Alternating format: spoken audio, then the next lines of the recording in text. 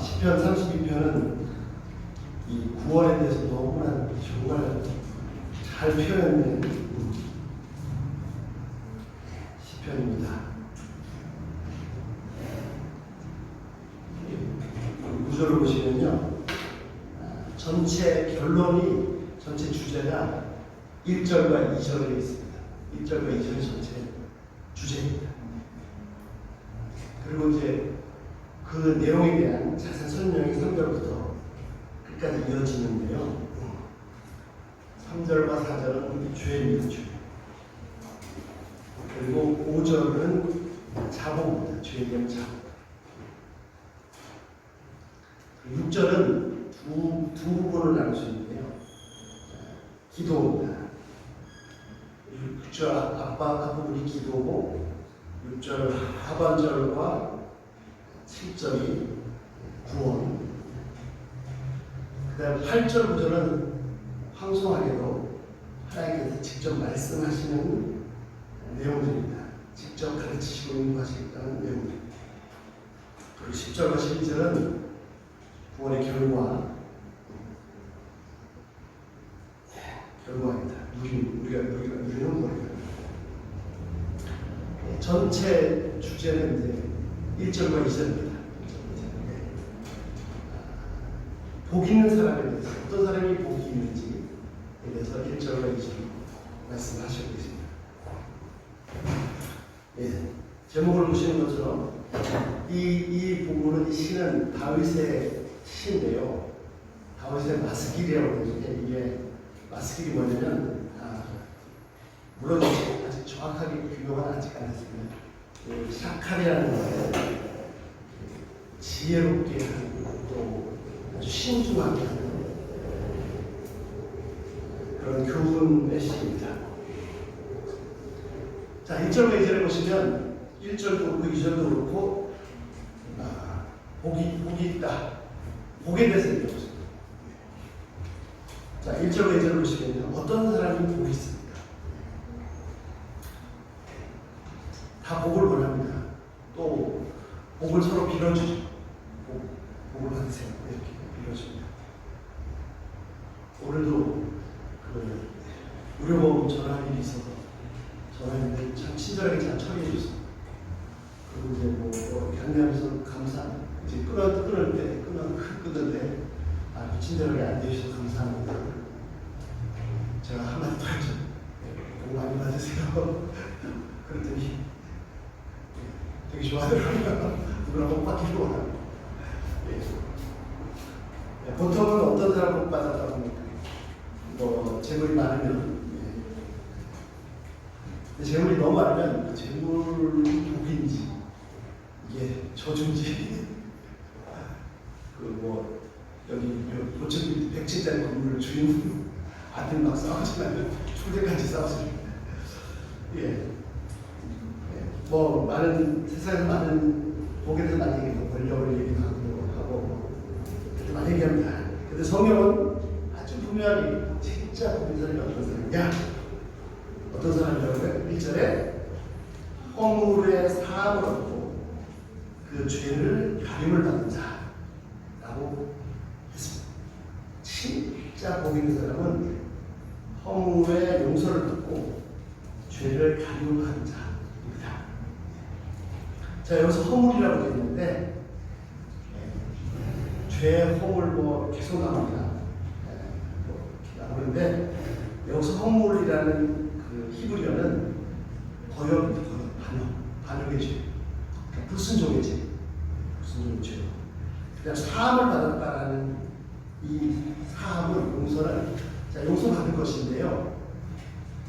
그 히브리어를 보면 짐을 져주시는 거예요. 그 죄에 대한 짐을 져주고 빌다는 거예요. 요한복음에 보면 세례 요한, 침례 요한이 예수님 보고 얘기하지 않습니까? 세상 죄를 지고 가는 하나님의 은혜입니다. 그때 그 지고 간다, 그 단어가 여기 죄를 사했다는 거 똑같아요. 그러니까 돼서 그냥 죄 없는 데 용서했어, 이게 아니고 누군가가 그 죄에 대한 대가를 져줘야 됩니다. 그래서 내가 불순종한, 거스리는, 반역한 그 죄에 대한 대가를 저주였습니다. 지옥에서 내가 져야 됩니다. 그것은 그런 예화가 많죠. 자식들을 이렇게 자녀들을 훈계하는데 아무리 훈계해도 안 들으니까 몽둥이를 가져라. 그래서 몽둥이를 때리는데 때리지 않고 그 매를 갖다가 자녀의 손에 주고 내가 너를 잘못 훈계해서 나를 내가 벌어가 된다 해서 대신 매를 자처하는 그런 경우가 있습니다. 자, 우리의 불순종의 죄악을 낯싸 짊어져 주셨습니다.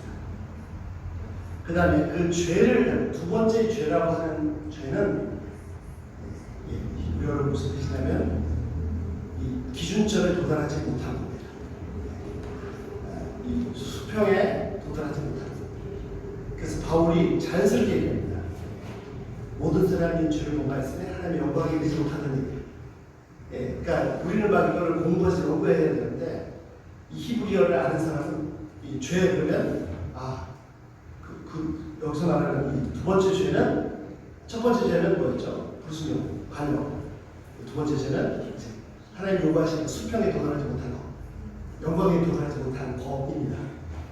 그리고 이제 우리말로 가림을 받는 그 죄를 가렸다. 이 가렸다는 것은 용서받았다는 겁니다. 또 이 가렸다는 것은 덮었다는 겁니다. 그래서 보좌라는 이 단어, 여기 같은 왕의 보좌라고 할 때나 이 여기서 가렸다는 단어가 어원이 같습니다. 자, 여기서 죄를 용서받는 게 두 가지 형태를 보실 수 있습니다. 어떻게 해요? 첫 번째는요, 그 죄에 대한 대가를 하나님께서 대신 다 져주신 거. 복음이죠. 두 번째 죄를 가리우신 거, 죄를 용서받는 두 번째는 죄를 덮으신 거. 하나님께서 예수님을 보내셔서 우리에게 보여주신 사랑의 핵심이 뭐냐면 우리 죄를 다 덮어버리셨고 우리 죄를 대신 다 책임져 주시는 거예요. 진정한 사랑이 겁니다. 죄를 자꾸 쑤시고 들춰내는 건 사랑이 아니고 보이는 거 있는 그대로 살아가는 거. 그 다음에 두 번째, 마음의 간사, 속이는 것이 없고 여호와께서 정죄를 하지 않는 사람, 여호와께서 그 사람이 죄 있다라고 생각하지 않는 그 사람이 있다. 그 말. 여기서 이제 세 번째, 정죄를 하나님께서 그 사람 죄가 있다. 이 세 번째 죄는 또 다른 단어인데 죄가 있지 않다. 죄가 있는 것으로 여기지 않으시다. 이 세 번째 죄는 다른데 이것은 뭐냐면 완전하지 않은 흠이 있는 거죠. 근데 하나님께서 완전하다 이렇게 여겨주신 거죠. 자, 그 마음에 간사가 없고 간사함이 없고 자, 여기 속이는 건데요.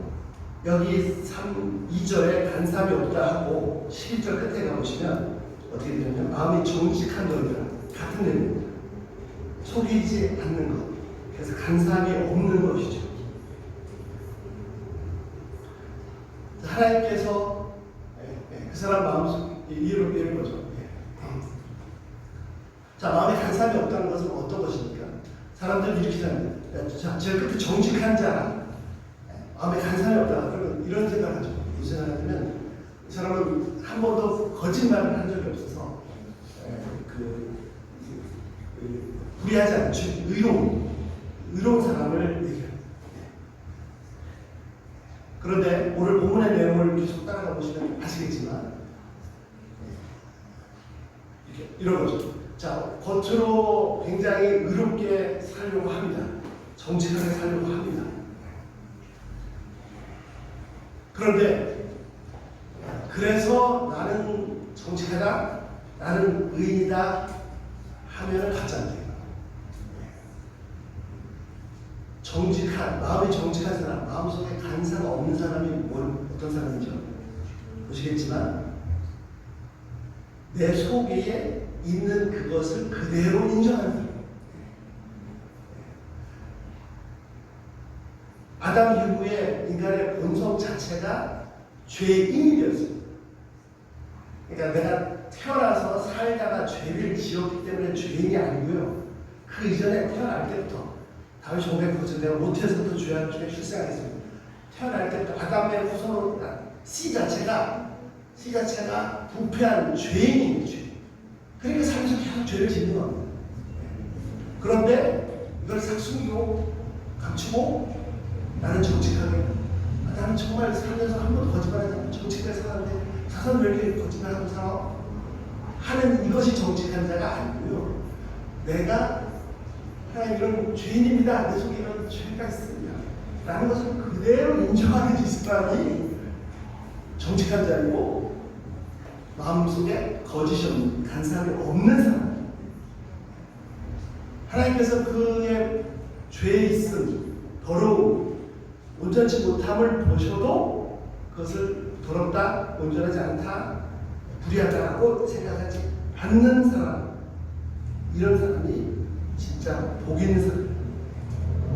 자, 1점에 저는 또 중요한 그 포인트가, 중요한 점이 하나 있는데, 그것이 뭐냐면 세상에서는 이 의를 갖다가 독립적으로 무슨 수양을 한다든지, 또는 선행을 한다든지, 또는 무슨 안되면 고행을 한다든지, 참선을 하여튼 자신을 수양해서 자신이 어떻게 의롭게 되는 이런 생각을 합니다. 근데 성경은 그렇게 말씀하지 않습니다. 성경은 이 의에 대해서 말씀합니다. 항상 하나님과 나 사이의 관계 속에서 말씀합니다. 그러니까 이게 다 떨어져 독립적으로 내가 다른 사람들 선을 행하고 베풀고 정직하고 내가 뭐 밥을 깨끗하게 하려고 하고 그런 의를 얘기하는 것이 아니고, 일절에 이제 배워보시면 아시겠지만 계속해서 하나님과 나 사이의 관계 속에서 의를 또 죄를 말씀합니다.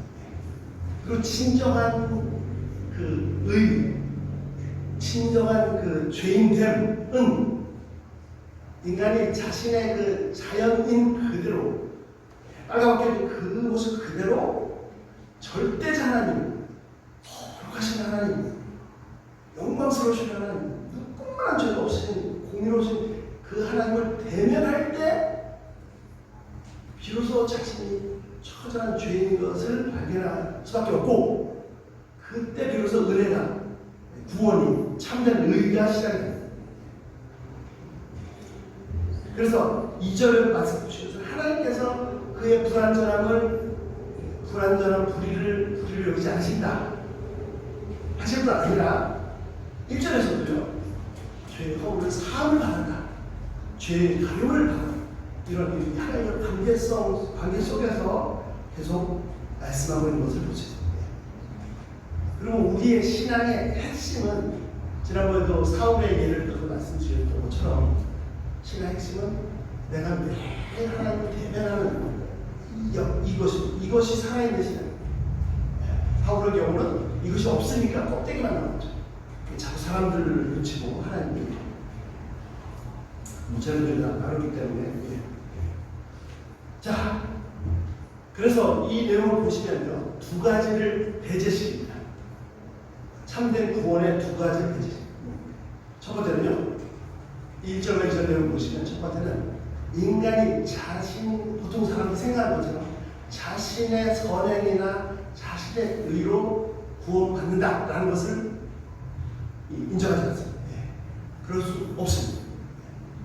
사람들 속에서 사람끼리 살 때는 속을 안 보이니까, 겉만 보이니까 사람들이 요구하는 수준의 의를 행할 수 있습니다. 그리고 그런 사람 많이 있어요. 뭐 그보다 더한 사람도 많이 있습니다. 진짜 뭐 피상적으로 굉장히 대단한 사람들 많이 있습니다. 그러나 하나님 앞에서는 하나님의 그 공의를 조금 더 보시겠지만, 하나님의 그 거룩하신 것, 하나님의 영광을 딱 체험하는 순간 내가 뭘 좀 해봐서 의롭게 돼서 구원받겠다는 생각이 아예 모르죠. 그건 불가능한 거예요. 그냥 엎어져서 난 죄인이다 라고 자백할 수밖에 없는 사람. 두 번째 또 인정하지 않는 것이 뭐냐면, 그러면 일반적으로 하나님의 은혜로 구원받는, 용서받는 거면 그런 얘기 많이 하죠. 구원파처럼 하나님께서 예수님 통해서 나의 모든 죄를 용서했으면, 내가 존재한 죄를 다 용서했으면 마음대로 내가 죄 짓고 살아도 되겠네요. 하나님, 이것도 부인한, 이것도 복음이 아닙니다.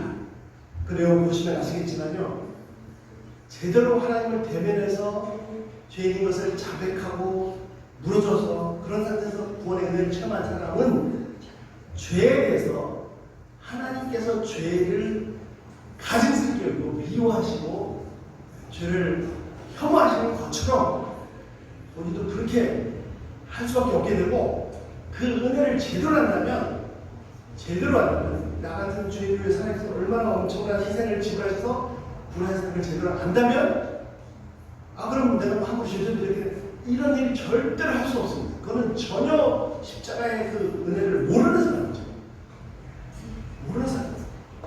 하나님을 구원하시고 얼마나 큰 희생이 지불했는데 그 은혜를 제대로 한다면 더 두렵고 떨림으로 죄의 유혹을 더 혐오하고 미워하고 죄를 버리게 됩니다. 그래서 이 두 가지를 다 틀어요. 자, 이제 그 내용을 한번 하나씩 살펴보시겠습니다. 자, 4절부터 3절과 4절입니다. 3절과 4절. 자, 내가 토설치 아니할 때 종일 신음함으로 내 뼈가 쇠하였나이다. 자, 여기서 토설치 아니했다는 것은 무슨 말이냐면요, 지금 막 이렇게 터져 나오는데 이게 꽉 막혀 있는 겁니다. 이게 왜 터져 나옵니까? 이 토설했다는 말의 원래 뜻은요, 이 조각칼로 나무를 파는 것, 조각하는 것, 또는 쟁기로 이 밭을 가라는 것, 그런 고통이 있습니다. 내 심령을, 내 영혼을, 내 심령을 갈아내는 것. 근데 그걸 터져나오는데 꽉 막혀있는 상태고요. 그랬더니 내 뼈가 쇠했다는 건 완전히 닳고 따라서 말라 비틀어져 버렸다. 종일 이 신음소리밖에 안 나는 그런 상태. 자, 이 죄가 있으면 정말 그 마귀에게 영혼을 팔지 않는 이상 그 죄로 인한 고통이 있습니다. 그 고통이 어느 정도냐면 조각칼을 마치 나무를 파내듯이, 쟁기로 밭을 갈아내듯이 이 죄가 내 영혼을 막 파내는 그런 고통이 있습니다. 근데 그걸 참고 있으니까 이걸 쏟아내지 않으니까 어떻게 해요? 살고 뼈가 막 다 녹아나는 그런 고통이었습니다.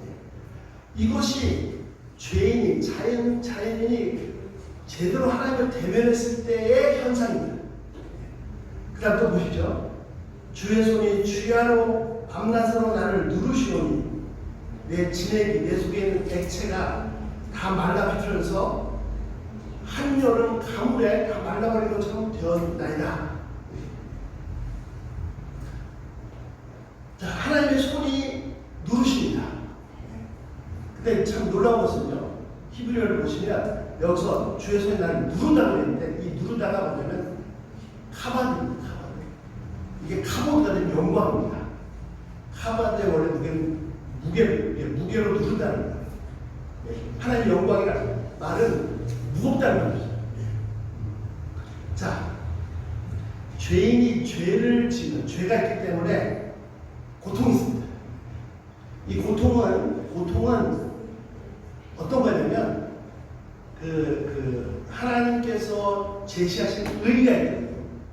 하나님께서 제시하신 의의 복도가 있는데 그것을 거스릴 때 만나는 역풍입니다. 내가 죄를 져서 하나님 날 징계하신다 이게 아니고 그 의를 순종하면 그것이 순풍이 되는데, 그 의를 거스리면은 역풍이 돼서 내가 겪는 이 고통입니다. 이것이 징벌일 수도 있고 심판일 수도 있는데, 무슨 말씀인지 하나님의 영광이죠. 하나님의 영광. 근데 내가 거스리면 그것이 막 나를 진노를 부르는 거예요. 내가 반역하고 거스르면 그 하나님의 공의가 나를 진노를, 내가 순응하면, 받아들이면 그것이 정말 나의 영광이죠. 그것이 나를 비춰주니 하나님의 실제 아름다우신 영광 거룩하심을 비춰줄 수 있어요.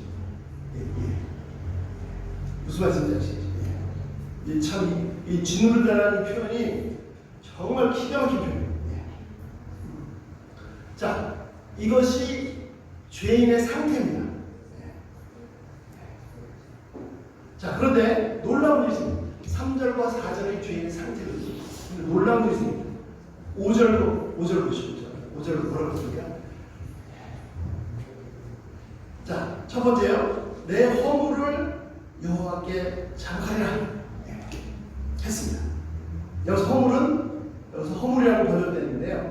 아까 1절에 그 두 번째 단어 죄하고 같은 단어입니다. 다시 정리해 드릴게요. 1절의 허물과 번역이 그렇게 되는데 5절의 허물이 같은 단어가 아닙니다. 1절의 허물이 사함받고 그 죄를 가진 이 하타, 이 죄가 5절의 허물입니다. 그러니까 기술에서 빗나간 거. 자, 내가 모자랍니다. 부족합니다. 내가 당신의 은혜 믿지 못합니다라고 자백했을 때, 또 내 죄를 알고 내 죄악을 숨기지 아니했더니, 여기 순서가 좀 바뀌었는데요. 내 죄를 숨기지 아니했더니, 어떻게 해요? 내 죄를 자백하고 내 죄를 숨기지 아니했더니, 하나님 앞에서 내 죄를 숨기지 않는 것, 아까 말씀드린 것처럼 이것이 11절 끝에 있는 정직한 자이고요, 2절에 나와 있는 마음속에 거짓이 없는 자입니다. 보통 얘기하는 정직한 그런 사람이 아니라, 자, 여기도 참 놀라운 사실인데요. 내 죄를 숨기지 아니하였습니다. 내가 내 죄를 숨기지 아니하고 하나님 앞에 다 드러내면 어떻게 해요? 하나님께서 숨겨주십니다. 내가 내 죄를 스스로 숨기려고 하면 하나님께서 들춰내세요. 내가 내 죄를 하나님 앞에 다 숨기지 않으면 하나님께서 숨겨주세요. 이게 이게 우선. 세상에서는요, 사람들은 자기의 약점, 허물, 죄를 들춰내면 안 됩니다. 이걸 드러내면 안 돼요. 왜요? 그러면 이제 바로 손해보고, 욕먹고, 공격도 받고, 그러죠. 얼마나 정말 이 세상은 정말 황량한, 총칼만 안 하지만 전쟁도 서로 막 허물과 죄를 들춰내가지고 공격하고, 이 정치, 이거 막, 정말, 나누다 할 수 없죠. 그래서 내 허물과 실수와 약점을 드러내면 안 됩니다. 감춰야 되고, 상대방이 다 알아도 아닌 것처럼 그렇게 자꾸 짓을 할 수밖에 없어요. 그러나 하나님 앞에서 내 죄, 그 습성으로 하나님 앞에서 내가 죄 없다 하면 안 되죠. 하나님께서 이미 다 알고 계시고, 하나님께 작정하시면 그 죄를 들춰내기 시작하시면 이거 아무도 감당 못합니다. 본인한테 감당 못합니다. 그런데 반대로 지금 보신 것처럼 어떻게 하나님께서 내가 내 죄를 숨기지 않으면 하나님께서 숨겨주십니다. 자, 하나님께서 덮어주시는데 그것이 용서입니다. 아까 말씀드린 두 가지 용서. 죄를 덮어주시는 것, 그 다음에 죄를 대신 다 져주시는 것. 자문에도 나왔나요? 자문하죠. 진짜 용사는 어떤 사람입니까? 진짜 용사는 성을 몇 개씩 빼앗는 것보다 더 강한 용사는 자기의 실수와 허물을 인정을 해요. 자기 마음을 다스릴 줄 알아요. 자,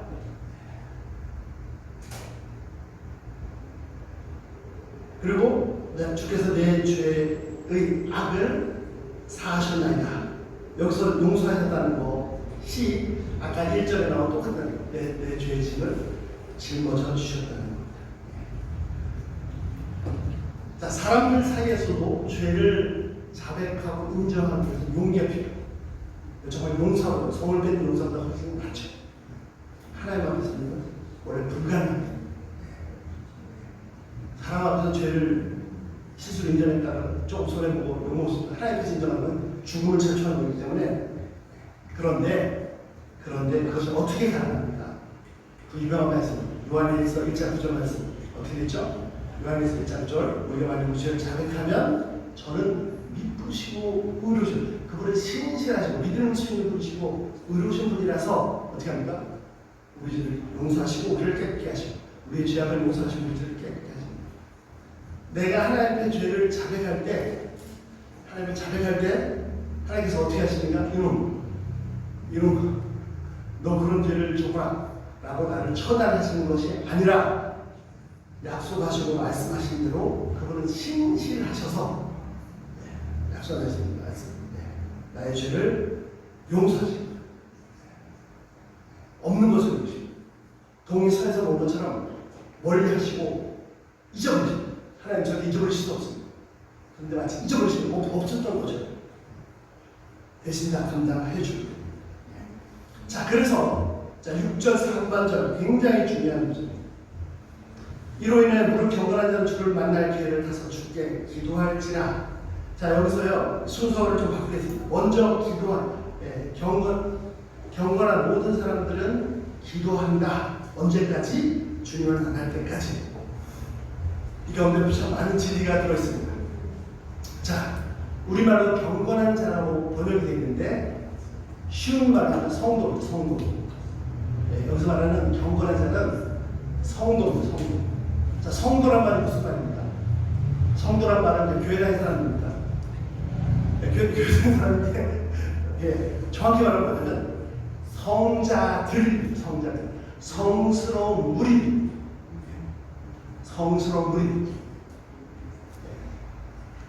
예수 믿고 구원받은 사람들은 다 성자들. 캐톨릭에서는 성자를 많이 하잖아요.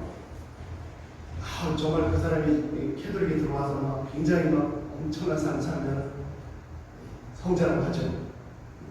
테레스 수전이 성녀 이렇게 하죠. 기독교의 성경의 본질적 핵심이 뭐냐? 내가 예수님을 알면 죄사함을 다 받은 그 상태가 그 순간이 우리 성자입니다. 성녀입니다. 그래서 성도라고 하는 겁니다. 성스럽게 된 무리들. 그런데 기가 막힌 것은 뭐냐면 신약에서는 다 그렇게 되어 있습니다. 하기오스라고요. 성스러운 사람들이라고 되어 있습니다. 그걸 그대로 번역합니다. 구약에서는요.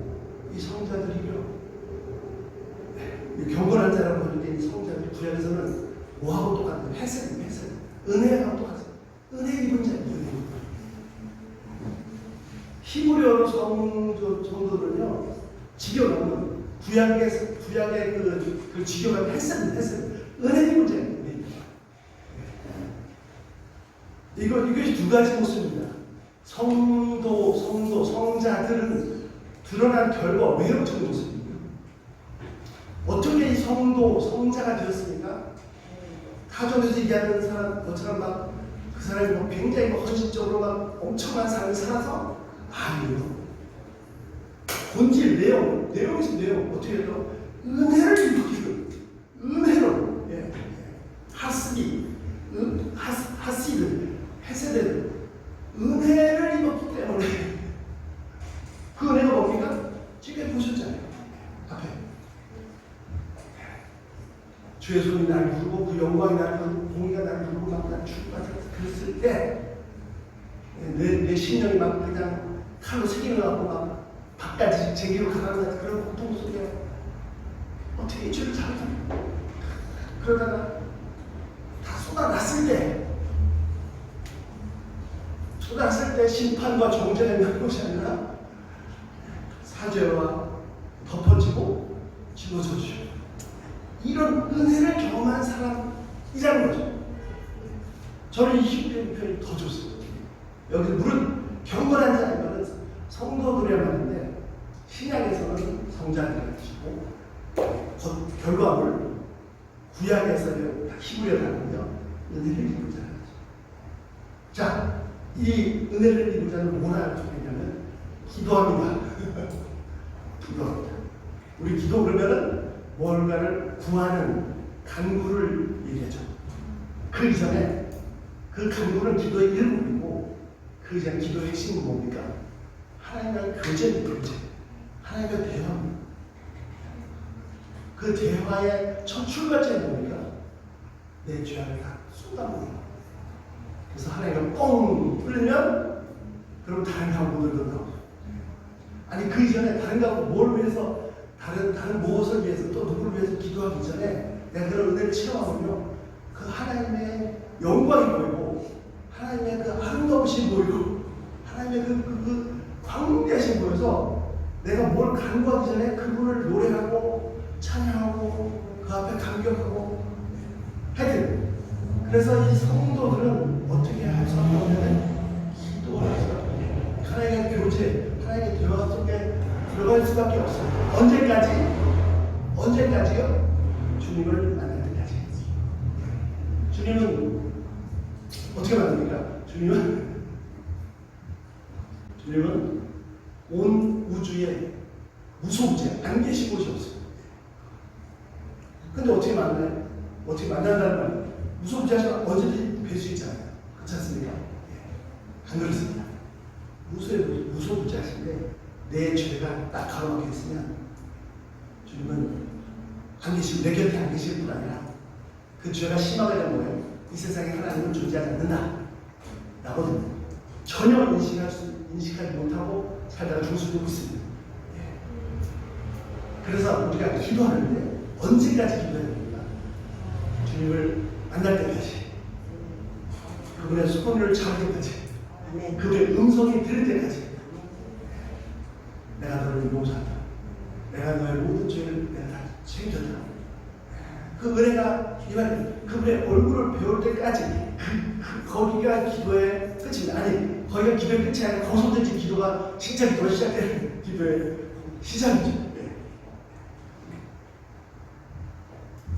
그래서 이 30장에 30편에 13편에 한가운데 하나님과 깊은 교제에서 한복판에 입증해요. 그리고 또 그 다음에 그런 상태가 되면 어떤 결과가 나오는지 그것이 6절 하반절부터 쭉 이어집니다. 그러나 이 결과보다도 결과가 다 복인데 이 결과보다도 더 중요한 것은 6절입니다. 그분을 배울 때까지 6절 상반절 성자들, 성도들, 은혜 입은 자들은 계속 주님을 만나는 주님과 교제하는 주님과 대화하고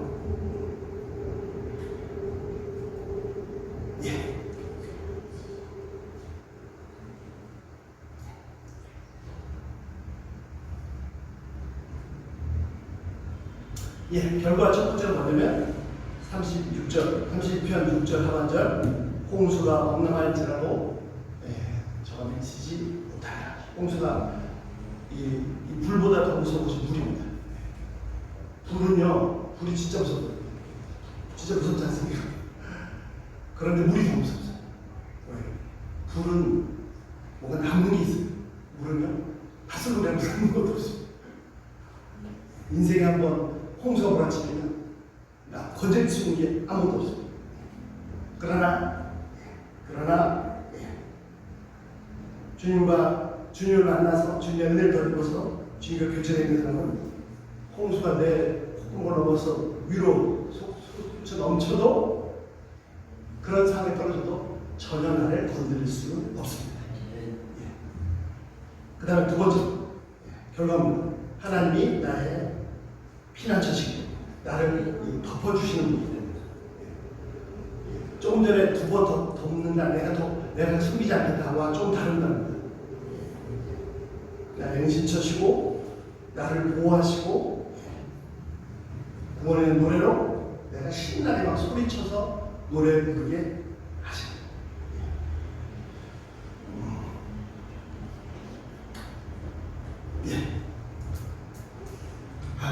8절부터 굉장히 중요한데 하나만 짧게 나누고 마치겠습니다. 일단 8절 구절이 이제 주님께서 하나님께서 직접 하시는 말씀입니다. 하나님께서 어떻게 하십니까? 너의 갈 길을 가르쳐 보이고 주목하고 훈계하리로다. 자, 가르쳐 보이고 주목하고 훈계하는 데서 첫 번째 가르쳐 보이고 이게 마스길. 아까 처음에 제목이 뭐였죠? 다윗의 마스길이잖아요. 내가 너를 마스길하겠다. 이렇게 생각이 깊고 신중하고 지혜롭게 하겠다. 이겁니다. 그다음 가르친다가 우리 모세오경은 토라라고 하는데요. 모세오경 토라라고 하는데 그게 가르친다는 말에서 나온 말. 그래서 이 토라가 모세오경이 이게 율법책이 아니고 매뉴얼, 생명의 매뉴얼. 그 다음에 훈계하기로다.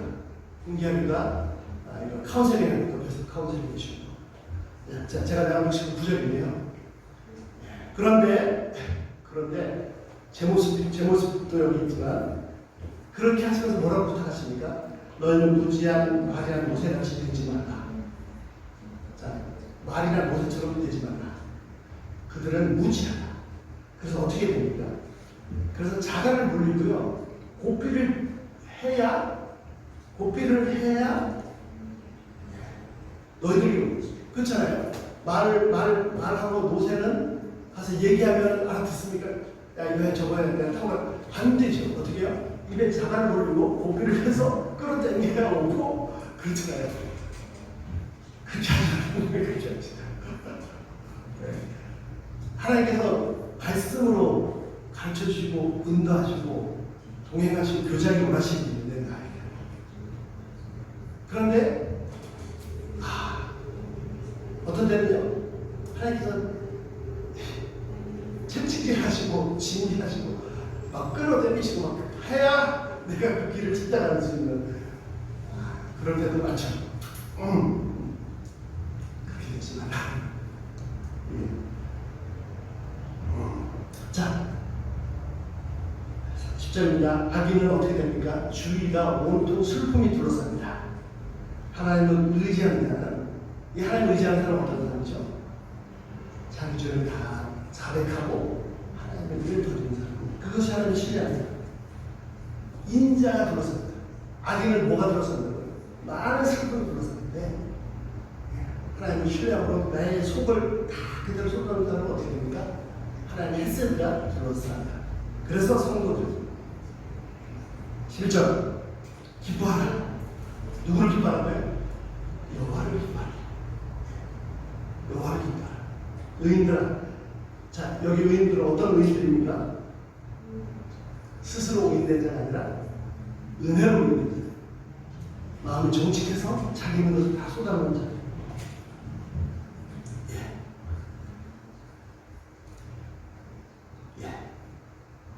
자, 결론 드리겠습니다. 이 32절은요, 내용을 하나씩 살펴보면 복음의 핵심이 다 들어있습니다. 저희가 매일 하나님을 대면하는 삶, 아까 6절에 보신 것처럼요, 그분의 영광을 경험할 때까지, 성령께서 내 심령을 말씀으로 터치하시는 그때까지, 아니 그때부터 시작이죠.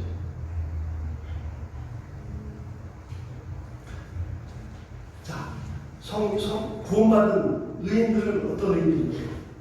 스스로 의인된 자들이 아니고 하나님을 대면해서 그 영광을 체험했을 때 내가 죄악을 쏟지 않으면, 토해내지 않으면 엄청난 고통 가운데 있을 수밖에 없는 그런 죄인들이 죄를 자백했을 때 하나님의 신실하심으로 말미암아 은혜를 덧입어서 의인된 사람들. 저희들은 이 다윗의 기도처럼 우리의 죄를 하나님께 자백했을 때 하나님 은혜를 덧입어서 진짜 하나님께서 인정하시는 죄 없다 하시는 참된 의인된 자. 또한 이것만이 진정 참된 의인이 될 수 있는 길, 다른 길은 없습니다. 다윗처럼 참된 경건의 비밀을 깨달으셔서 항상 이 비밀을 누리십니다. 그리고 이 복음을 아는 사람은 그 사람이 너무 의의 열매가 충만할지라도 그것이 은혜로 된 것을 알기 때문에 진짜 낮아지고 겸손해질 수밖에 없어서, 그래서 진정한 의미에서 참된 의인이 될 수밖에 없습니다. 이것이 저에게 주어진 하나님의 의고 은혜입니다. 이 신비로 이 비밀을 더 깊이 깨달아서 누리시기 기도합니다. 거룩하신 하나님, 참 다윗의 지혜의 노래처럼 참된 이 구원의 도리를, 이 복음의 비밀을 일깨워 주셔서 감사합니다. 하나님, 진실로 저희가 하나님 앞에서 정직하게 하여 주셔서 진실되게 하여 주셔서 그래서 하나님 앞에서 내 모습 그대로를 다 쏟아놓을 수 있도록 은혜 베풀어 주셔서 그래서 저희는 자신의 의로 사는 사람이 아니고 하나님의 은혜로 사는 사람이에요. 하나님의 은혜로 성자된 사람이에요.